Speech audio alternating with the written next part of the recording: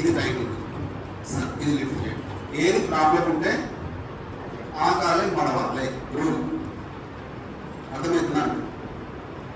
ఇంటి దగ్గర కూడా మీరు చేసుకోవచ్చు సెల్ఫ్ హెల్ప్, బట్ థెరపెటిక్ అప్రోచ్లో వండర్ఫుల్ రిజల్ట్స్ ఉంటాయి. ఓకే, ఈ లెగ్ తీసుకొచ్చి మనం ఇక్కడ పెట్టాం.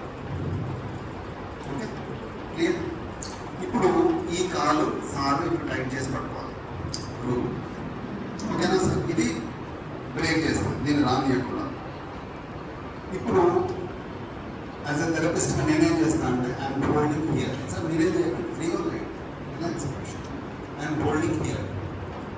ఇప్పుడు ప్రాబ్లమెటిక్ ఏరియా ఏది సయాటికాకు, ఇది అర్థమైందా సార్? మనం ఎక్సర్సైజ్ చేయించే లెగ్ మాత్రం ఇది, దీన్ని ఏమన్నా. అందుకనే ఇది ఇండైరెక్ట్ అప్రోచ్ అని చెప్తాం. ఎక్కడైతే ప్రాబ్లమేటిక్ ఏరియా ఉందో దాన్ని మనం టచ్ చేయం అసలే. దానికి అపోజిట్ సైడ్ సిస్టమ్నే మనం యాక్టివేట్ చేస్తే ఫ్రీ అవుతుంది. This is the indirect approach. Okay, ఇప్పుడు ఏం చేస్తామంటే సార్ ఇంతకు మీరు ఎక్సర్సైజ్ చేసారు కదా ఈ మూవ్మెంట్.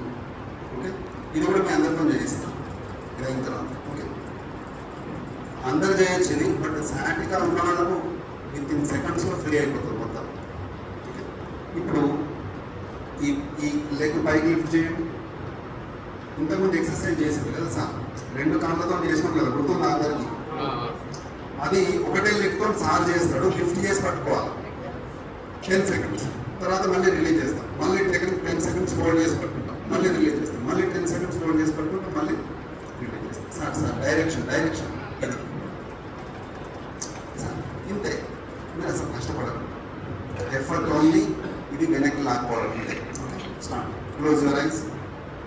వెనక్కి లాగి పెట్టుకోండి, 10 కౌంట్ చేసుకోండి అంతే. మూమెంట్ కాదు, హోల్డ్ చేసి పెట్టాలి.